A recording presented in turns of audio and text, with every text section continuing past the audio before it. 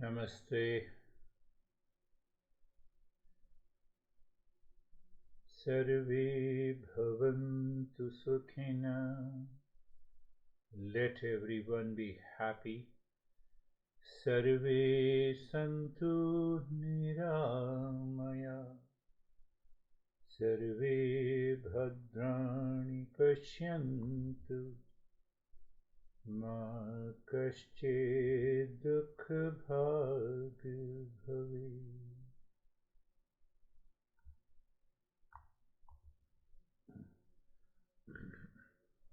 We are in the second step, how to think, speak and act in our daily life. Because all the stress and the suffering mostly are the results of our action. So if our action is not clear, the problem remains. So if the thought, speech and action are the three elements that we perform in our daily life, if our thought is clear and intent behind the thought is clear, and also the speech and the action, then the life changes.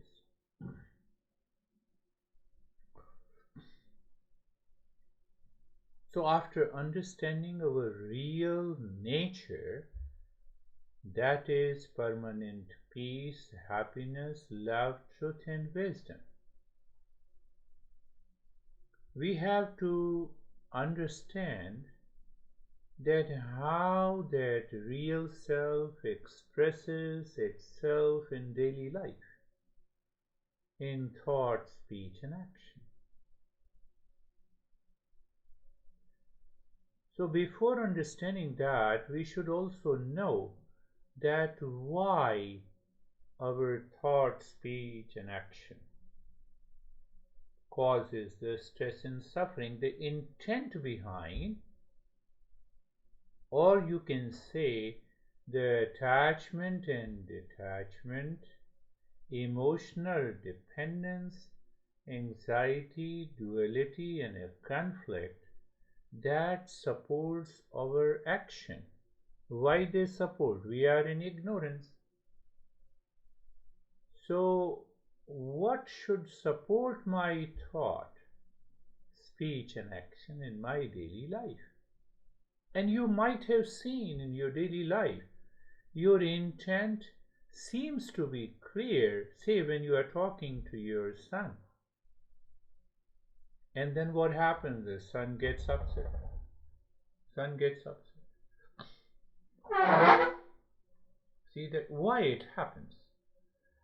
So it happens because the mind carries forward the past impressions of attachment and detachment in our daily life. What should we do? Listening and learning, contemplation and reflection on the principles followed by the practice should result in a sense of detachment. What is detachment? That you are not influenced by whatever is happening in the world. But how to do that? No, again, you have to ask the question each and every time.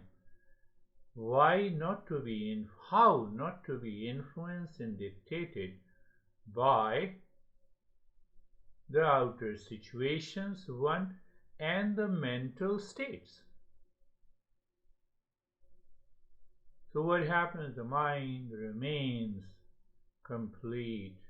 The mind inside is not affected by that. Mind reveals the peace and happiness, love, truth and wisdom.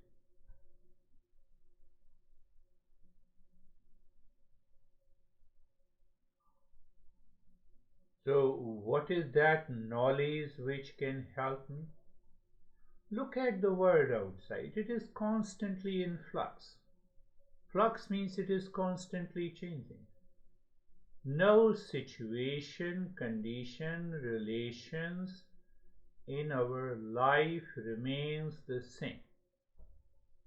Your son says one day that I love you, mom, and the other says no, I don't like you, or I dislike you, or they react. So situation, condition, relations do not remain same in the world outside. What should I do if they do not remain outside the same? That I should not worry about too much. I should not be attached to it. Where is the meaning? That is the meaning of attachment. So once and detachment. So once you are clear, you are aware. Now you are going into the world with a different situation, people, and relationship with that sense of awareness that the world is totally unstable, unreliable. It may give you pain, it may give you the pleasure, so you don't take it. How you don't take it? Because you are aware, you are not emotionally dependent, you are not seeking peace and happiness from them. So that results into the sense of detachment. And once you continue to live in the state of detachment, it results into a dispassion. What is that dispassion? You can see the mental mood, swing, situations, an outer world of situations and conditions and relations at a distance. It is too far from you so that it does not touch you, and hence it is not dictating your inner self. So you are not frustrated, you are not agitated, you do not fall into the emotional trap. So what our masters say is that the state of dispassion makes the mind steady. Sadsangatve nisasangatvam nisasangatve nirmohatvam nirmohatve nischaltatvam. That mind, before, during, and after every action, every speech, every thinking, is not at all influenced. It remains in peace before, during, and the after. And that is the secret we have to learn and understand in this journey. So the step 2 means simply the karma yoga. One is action. Simply we perform the action casually and we get carried away by those emotions. That is known as the karma, or means the action. And the karma yoga means you have added yoga into it. And that yoga is the mental awareness. That yoga is the mental state. That yoga is an attitude. Not that attitude when we say, oh, look at this guy, he is a big attitude. No, we are not talking of that negative. The attitude means the mental state is always present behind each thought, speech, and action, and that mental state is of the nature of contribution, is of the nature of offering, is of the nature of gratefulness. Are you not grateful to the existence that you have sons and daughters? Tell me. So we continue to keep that state of gratefulness in all the situations without being affected by the outer situations and relations and also the mood swing. What happens? You're always happy. You're always happy. That is the job, that is the work we understand in the second step.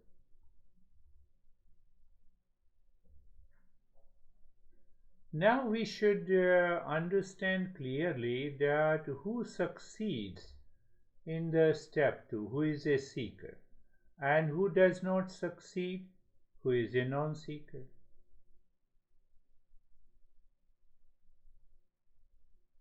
Recently, this woman approached me. She said she is on a life mission.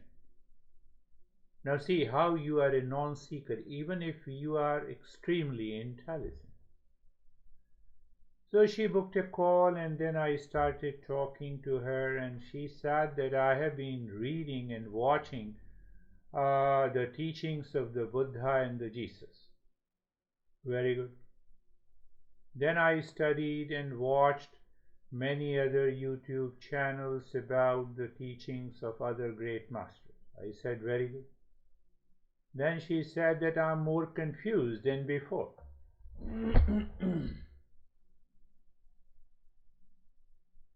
Can anyone,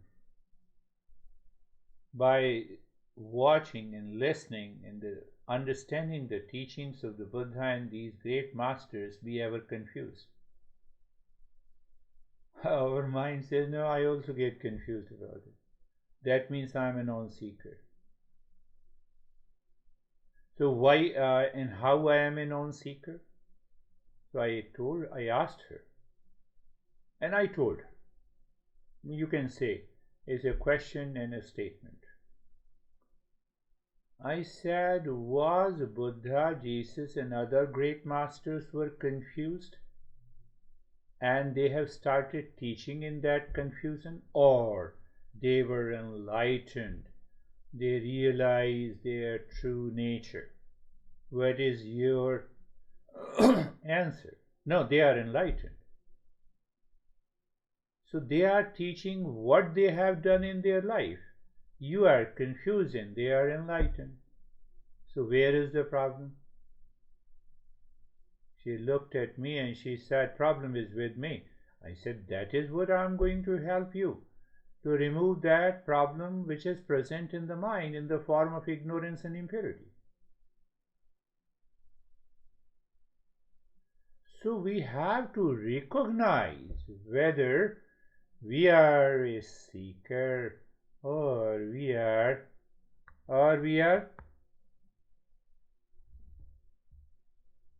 a non-seeker. That needs to be understood completely. And the second category of the people they are seekers, who says, I want to know, I want to understand what led mind to a state of confusion and a conflict. Then that is what we are doing.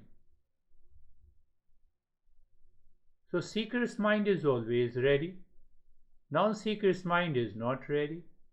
Only between one is ready to act and realize, and other is not even ready, and if they act, they continue all their actions guided by the emotional dependence, duality, conflict, and confusion.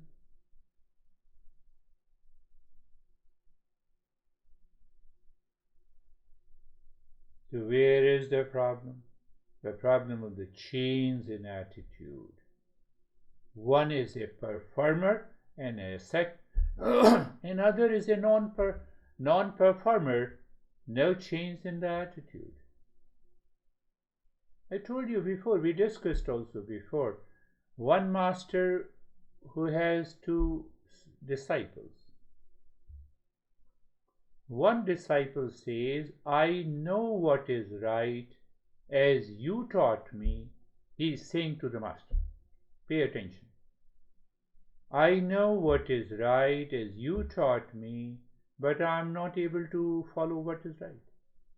I know what is wrong, and I am not able to keep away myself from it.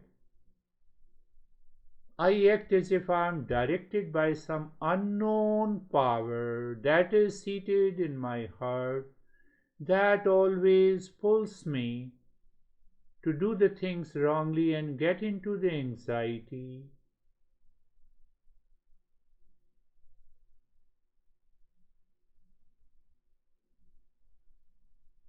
And that unknown power, or that unknown force which pulls me to get upset, claim I am worthy of suffering, is the ignorance and the impurities of the mind. And that ignorance and the impurities in the mind creates an attitude in the world to act and think. Even inside that impurity and ignorance is there. Even if I have a very positive attitude outside, I will be dictated by the outer situations, conditions in my life. Are you clear?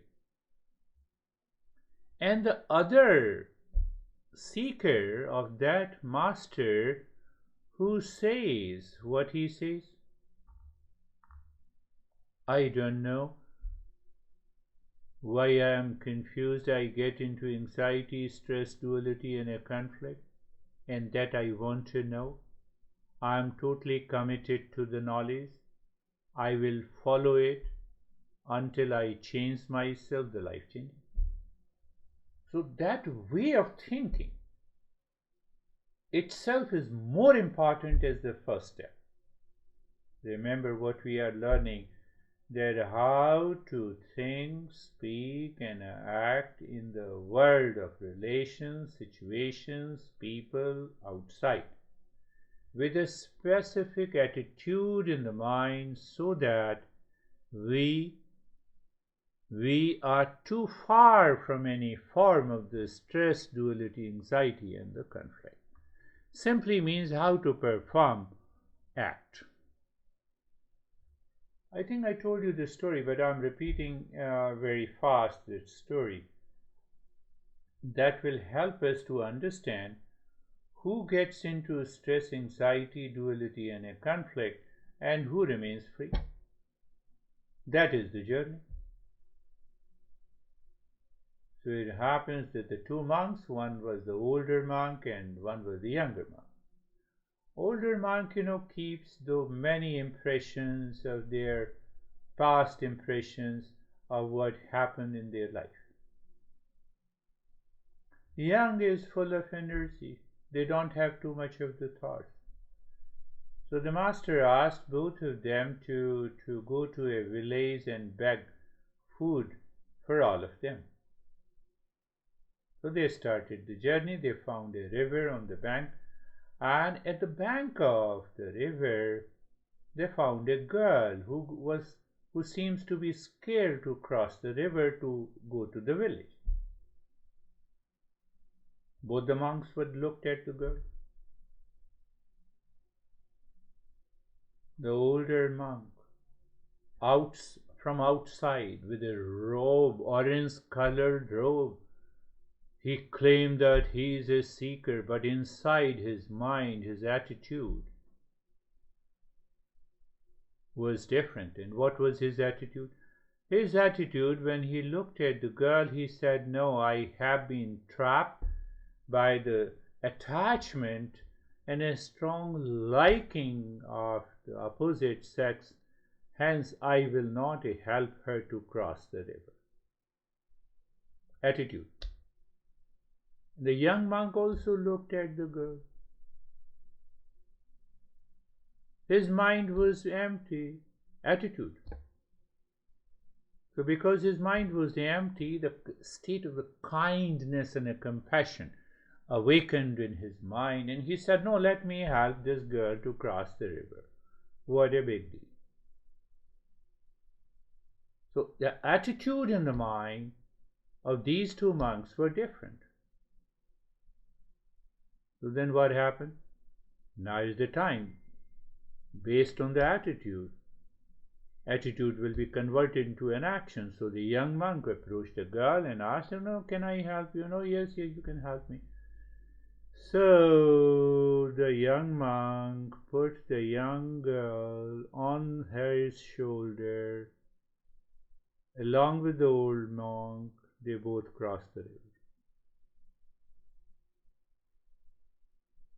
The young girl thanked the young monk, and they were on their way.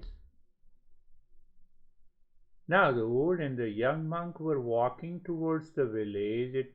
Half an hour has passed, and after half an hour, old monk was agitated. Why he was agitated? He was keeping that girl in his mind. Well, even that is also okay. Attitude. We always carry, if something happens in our life, we carry the burden of those impressions and thoughts and feeling all the time. That is the cause of our anxiety and fear. Anyhow, this old monk told the younger one, you committed sin. Oh, what sin? Helping the young girl to cross the river is a sin? No, that is what our masters told us. That don't touch, don't mingle with the opposite sex. And you have committed a sin. I cannot prevent myself complaining against you to the master. Young monk looked at the older monk. What the heck you are talking about? I left the young girl at the bank of a river, and you are still carrying that girl in your mind? Do you understand? That is the attitude we need to change. We will not find the similar situations, conditions, relations in the world. We should be ready to drop and dissolve whatever we have done today until now, that is the past. But it can only happen if we understand what is detachment, what is dispassion.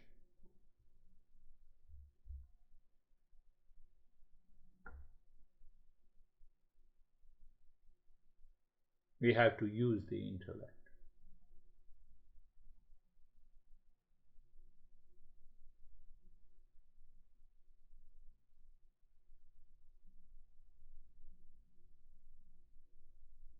We have to instantly analyze, observe with awareness, and we should change the entire state of the mind. That is the second step. We should know how we should think, speak, and act in our daily life. That is the part of the karma yoga with the proper right and proper attitude inside in every situation and condition. We should be in peace and the joy before, during, and after the action, the way the young monk did.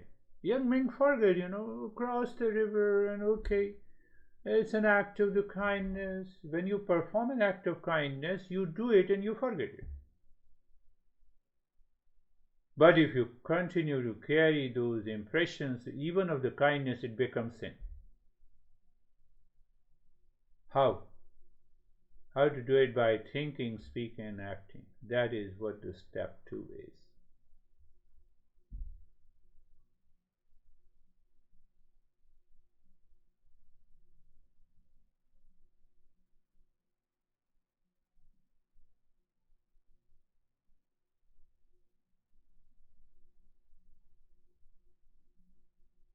So that brings us to an understanding that are we thinking unconsciously, habitually, do we carry any event or a situation or a person in our mind the way the older monk did for a longer period? The moment you keep those impressions for a longer period in the mind, it will create attachment or detachment. It will create a like or dislike. It will create a hatred and a reaction.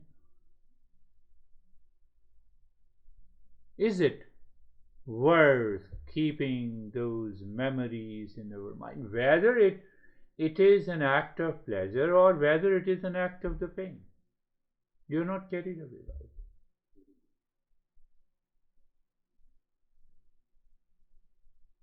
We understood in the first step about the self-knowledge. What exactly is the real self? Real self is of the nature of pure consciousness, permanent peace, happiness, love, truth, and wisdom. And it cannot be changed because the real self is not changing. Because if it is not changing, it will remain the same.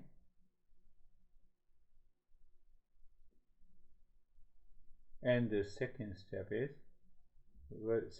is how to think, speak, and act. How to act in our daily life, in different situations, relations, people, free from the conflict and confusion and anxiety and duality and struggle and the suffering. So first thing, that if I do not forget the nature of the real self, simply you don't forget, even you have to reach to that state. You simply think. There is no reason to be anxiety in this situation or a reaction in this situation because I am of the nature of the real self. I am of the nature of the real self.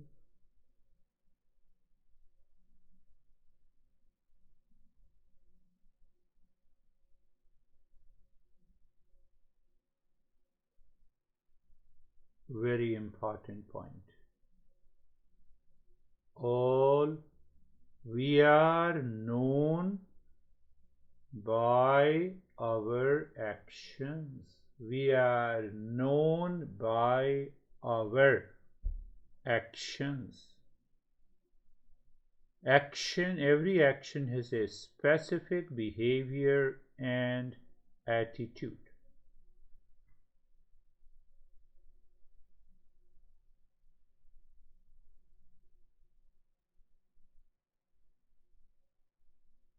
So every action, because we are known by our actions in daily life, I may be having an extreme kindness towards a people, towards a person, but my behavior and attitude has an arrogance.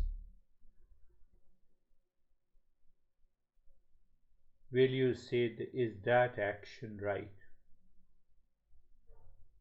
So every action has two factors, two aspects: the inner attitude, inner state of the mind, and outer expression. So no, now they both are related. Can you say to someone by shouting, I love you? It doesn't make any sense. Do you see? It doesn't make any sense in life. I love you. I care you.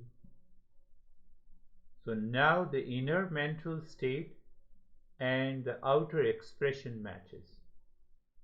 Now I've been taking care of you for so long and you don't listen to me. So my inner attitude is already full of rage, anger, and hesitation and reaction, as if I am doing a favor to someone, and that is why I get agitated. That is the way the society works, but that is not the way the Eastern wisdom works. The Eastern wisdom says you have to take care of the inner mental attitude all the time. Inner mental state, if it is full of the stress, anxiety, reaction, then we cannot control the same kind of behavior and the expression outside. What we are learning? We are learning the second step, how to think, speak, and act in our daily life. Outer expression may be very good, calm, according to the society, but we are burning inside, and we are anxious inside. We have a disliking inside. Do you see that? Are you very much clear? Will you remain aware from today, from this moment?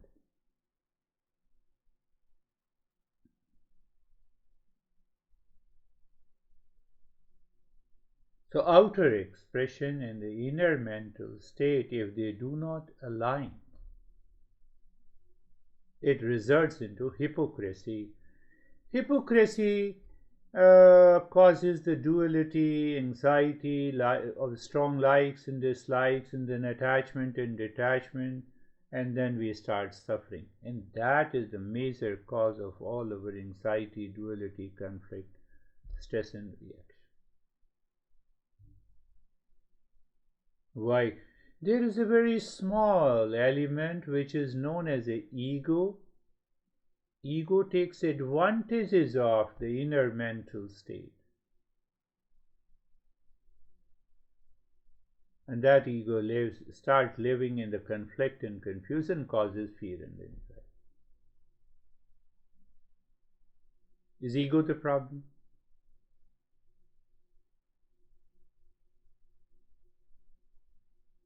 Let us see.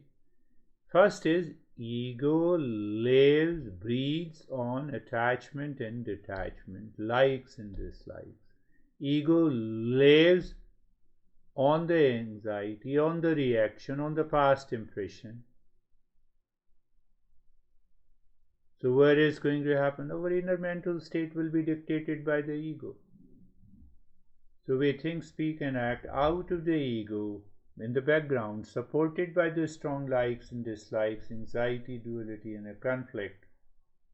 And that is what our master says, it is an unripe ego. We cannot live without ego.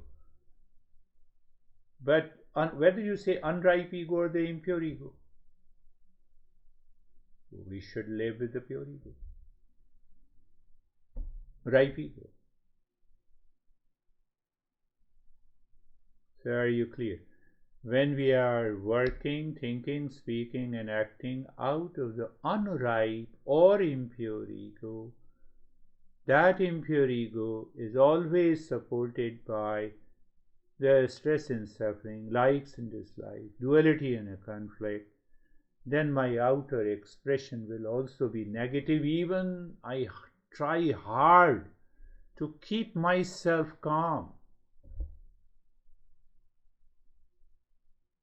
Do you know that we talk about there is a calm before the storm. There's a total silence before the storm. That is the state, and that is what non-seeker does.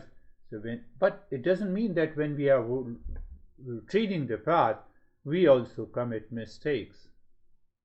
When we commit these mistakes, we should be aware that we should correct it instantly.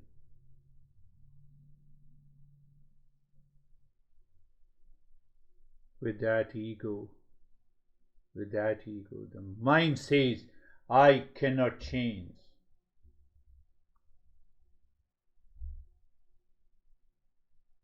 But while listening and learning, reflecting consciously on what the lesson says, I said two things. What happens to the mind when the ego is unripe ego, lives, thinks, speaks, and acts? That ego, that mind says, I cannot change. In the midst of that idea and understanding, ignorance that I cannot change, you are listening and learning. And then you contemplate and reflect.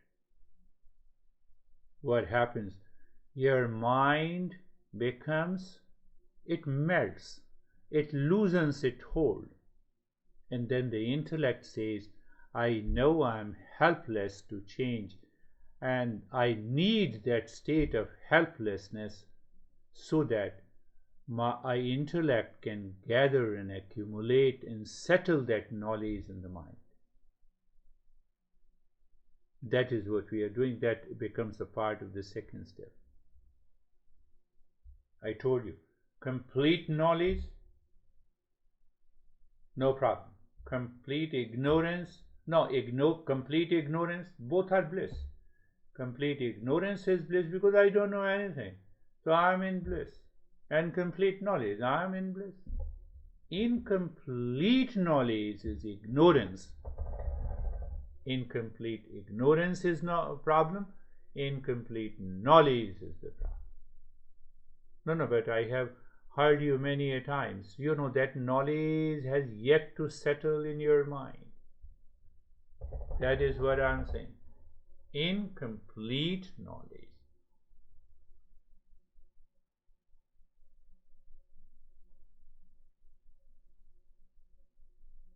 Now, how can you say incomplete knowledge is the source of the joy and no, is the source of the stress and the suffering? Conscious being is the source of love and the joy. Because when I'm conscious, then I know that you love me or you hate me. Clear? So I have to be conscious to know whether I'm living, thinking, and speaking out of love and joy. I may say that I love this mouse. Does the mouse also say that I love you? It doesn't say that. It cannot say that. Why? It is unconscious. It is matter. It is inert. Anything that is inert cannot say, cannot know itself, and cannot know anyone else.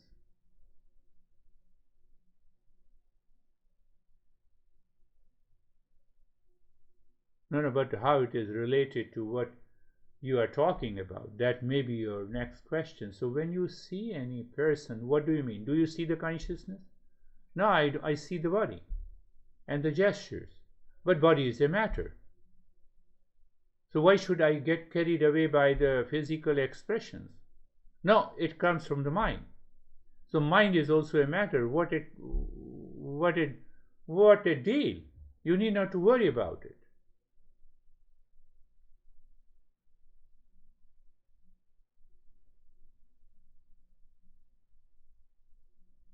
So the entire world outside is nothing but the material world that causes the misconception. So I accept those, my mind accepts those misconceptions. Why? Because I'm already having a problem of emotional dependence, attachment and detachment. So they both combine together. Result: anxiety, duality, conflict, problem, pain, stress, suffering, fear. I told you in the very beginning that whether the outer situations and the mental condition dictates over me, problem. They do not dictate over me because I understand. I have a knowledge that nothing outside can be the source of pain, pleasure, or peace and happiness. I'm clear.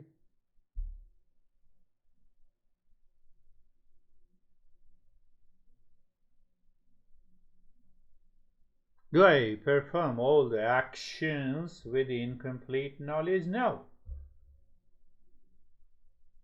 You have a nurse to go to the restroom, you go to the restroom and come back, there is hardly any impression left.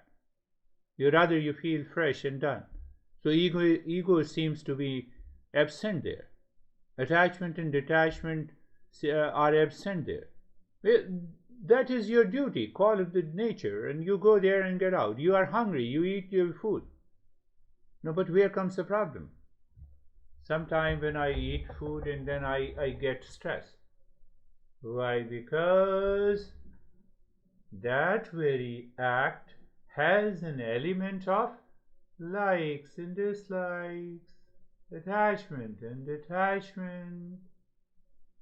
So now I have an attitude while eating the food that eat is to live. No, eat is to live. I eat only for living. I do not eat for likes and dislikes. I do not eat based on the attachment and detachment. Your attitude has changed. So what happens? The food that you like, it is served on the table, you eat it. And if other food is served, still you eat it. How? You eat with the love and care. Why? You know that eating is for survival. Eating is not for likes and dislikes. If you get the food that you like, wonderful. Choose that.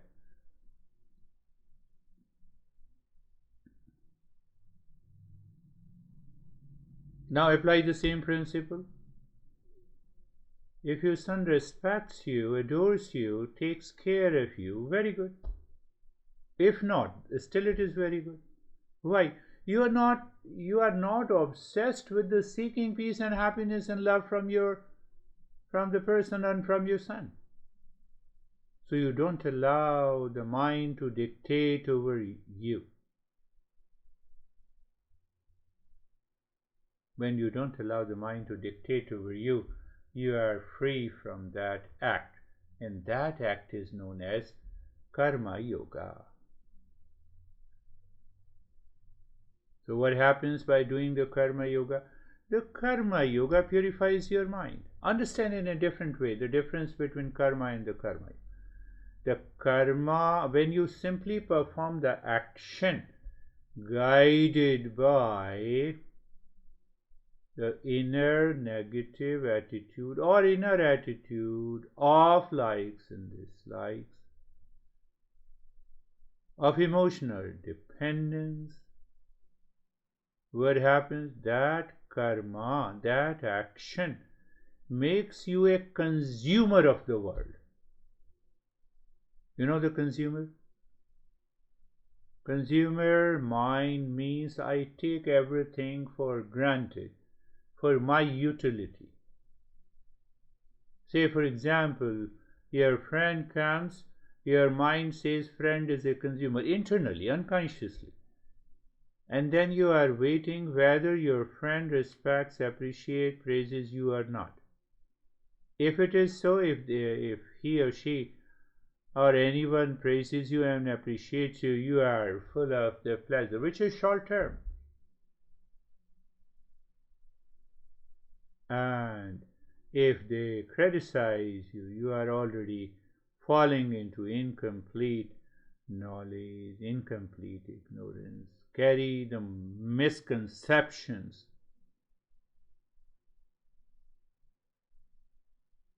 Do you carry any impression of your restroom once you return from it? No.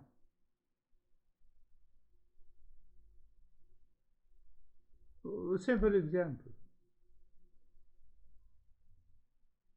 So when you are doing karma yoga, you are a contributor, you connect consciously, for example, to your son, daughter, friend, etc., etc.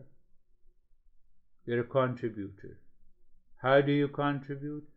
You pass on the kindness, love, and wisdom. You're not concerned what they say to you. You keep it outside. Is it possible? 100% possible. How it is possible? Look at the orange tree nowadays. They are a contributor. They are not a consumer. You want to know more? Yes. Does the air that we breathe 24/7, even during deep sleep, does that air send us the bill? Oh, you have used me so much. They are contributors. Without any expectations. You're talking to someone. Don't expect peace and happiness and love from them. You contribute. You connect to them. You be grateful.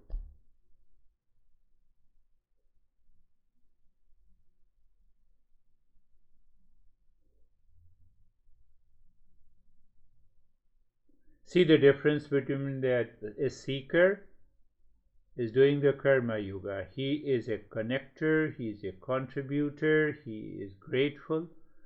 Non-seeker does karma. And that lives in the fancy world with all the wrong notions and the misconceptions that claims everyone sends me invisible text messages and the emails to get into the stress. So I created a sense of ignorance in my own mind. Expectation of praise and appreciation behind the praise and appreciation of that expectation contains the element of anxiety, duality, and a conflict. You drop that expectation, you are already free. You're already free from the fear.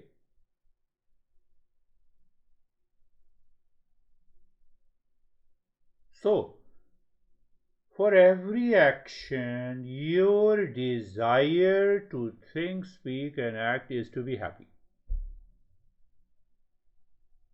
That is karma yoga. And a non-seeker's desire to speak, think, and act in a way to expect, is full of expectations. That causes the entire problem.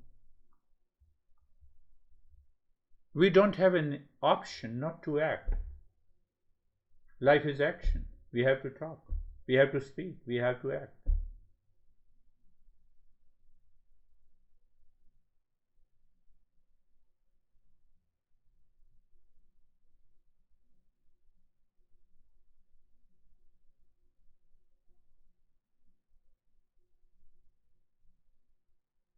So when we think, speak, and act as a contributor, being grateful that outer situations, whether favorable or unfavorable, I have dropped all the expectations and I'm contributing, connecting to the people, real life situations all the time. And that will help you to remain calm before, during, and after the action. That is the essence of living and acting, thinking and speaking in the world. Whether I say non-seeker does the karma, he is a consumer. Consumer has an element of obsession, deep expectation. Consumer is carried away by strong likes and dislikes. You are doing a karma yoga. Karma yoga, you think, speak, and act to contribute, to be grateful, minus all the expectations. Ego is absent. Do you have an ego going to the restroom? Do you have an ego to drinking a glass of water? Do you have an ego watching the TV? No. That is connecting. That is contributing.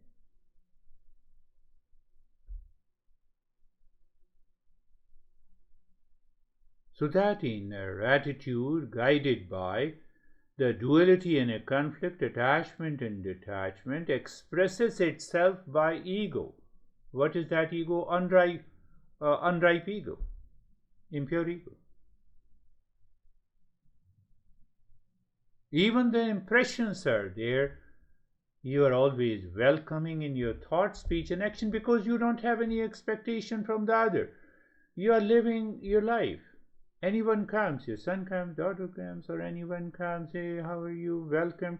But keep that inner attitude free from the unripe ego you are free from. You can never have anxiety and a fear. Ego does it. I explained you in many ways. The non-seeker has that ego who does only karma out of the ego, dictated by the past impressions of likes and dislikes, having full of expectations.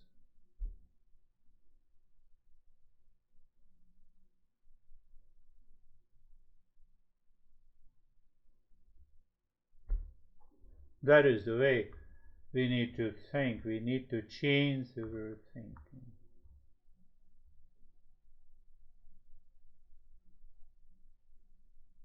All our teachers and the great masters, including the Jesus, they moved into the world as a contributor.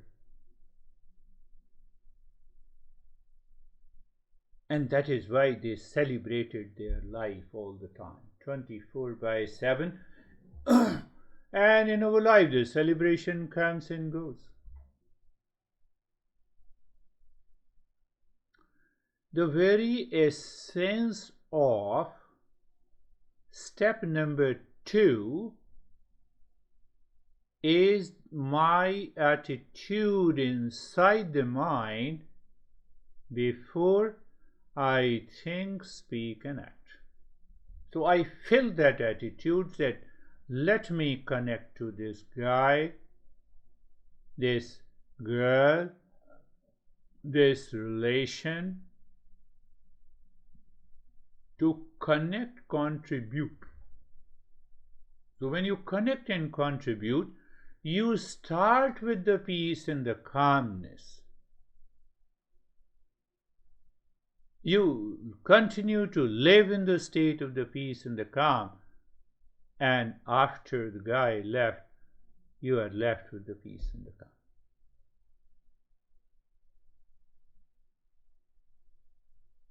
In a non-seeker, the moment anyone comes, so no, but I don't have an attitude that I see myself. Say, for example, when the son, friend, and a relation knocks the door, you see and you say that. So when you are not thinking what attitude it should be, what happens? The past attitude, past impressions, they are already present in the mind. They trigger you to expect. Hey, don't criticize me today. If you don't, then I will be happy. If you criticize and react, then I will be unhappy. You have already created an expectation, even you claim that you are not thinking. So anytime you enter into the world, you keep on thinking. You start thinking, now I'm going to meet this person. I will think, speak, and act in peace and happiness, whatever the situation be. So you are not allowing the outer situation, condition, relations to dictate over you, resulting into anxiety and fear. Now there is no anxiety and the fear. Every time, every moment, in every situation, your mind says that I'm ready to connect, contribute, and be grateful to the existence who brought this favorable situation, who created this unfavorable situation to maintain my calm and the peace.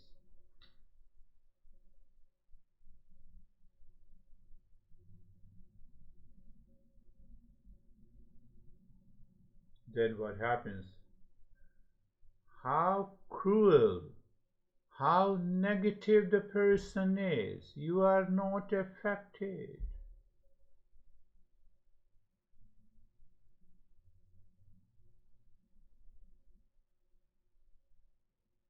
Karma in the Karma Yuga.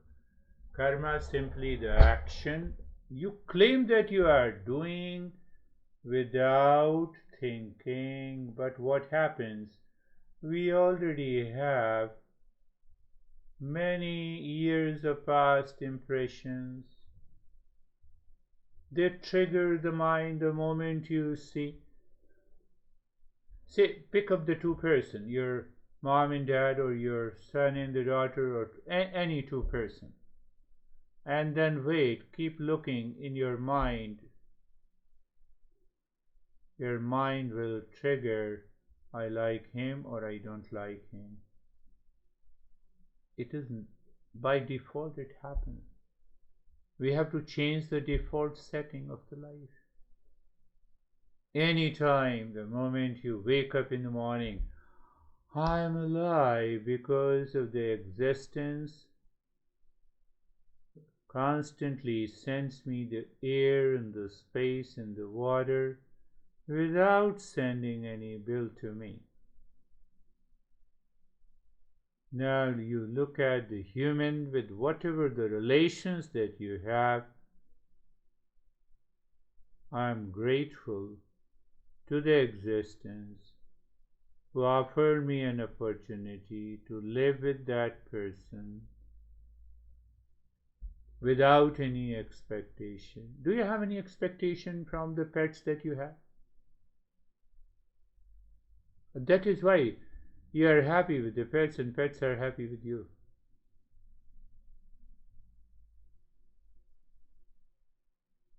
I am connecting, contributing, and celebrating my life with a person, with a situation, with a condition, in relationship.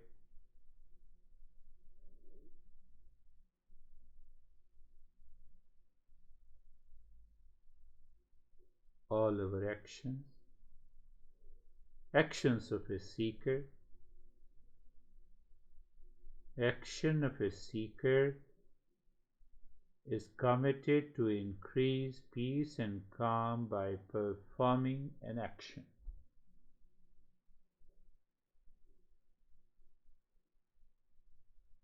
We'll continue to understand where is the difference between the karma, simply the action by the non-seeker, and action by the seeker. Action by the seeker is known as karma yoga. Yoga has the inner mental attitude, and then you perform an action. You are doing simply karma. By default, the past impression returns.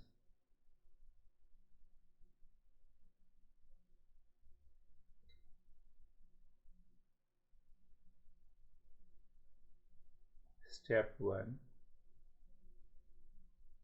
was understanding clearly the very nature of the real self, that is not changing, that is all pervading, that is of the nature of peace and happiness.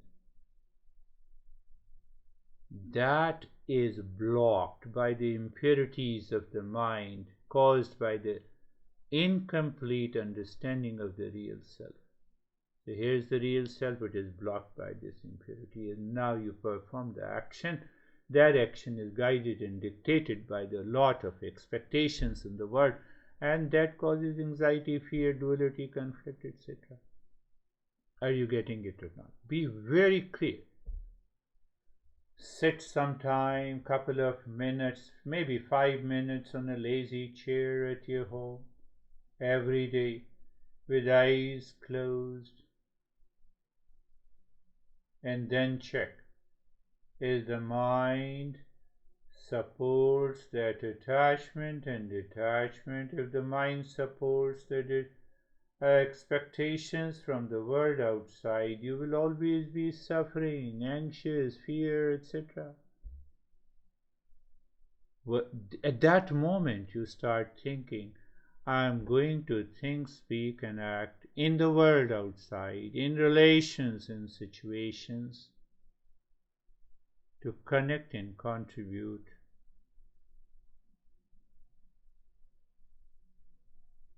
And you see the life changes.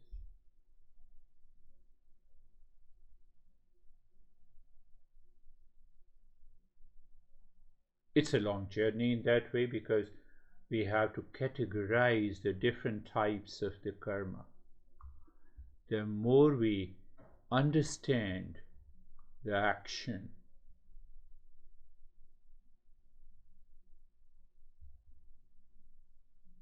and the intent and the motivation behind the action, the life will change. In the next lesson, what is karma and what is karma yoga? We will understand it deeply and clearly. We'll also understand what actions we must do in life to change the way we think, speak, and act. That is totally free from anxiety, duality. What are the prohibited actions in life?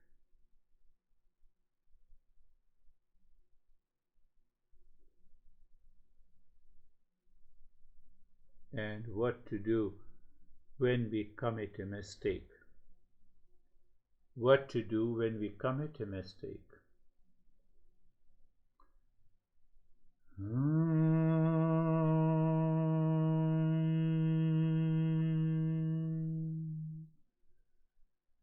Shanti, Shanti, Shanti.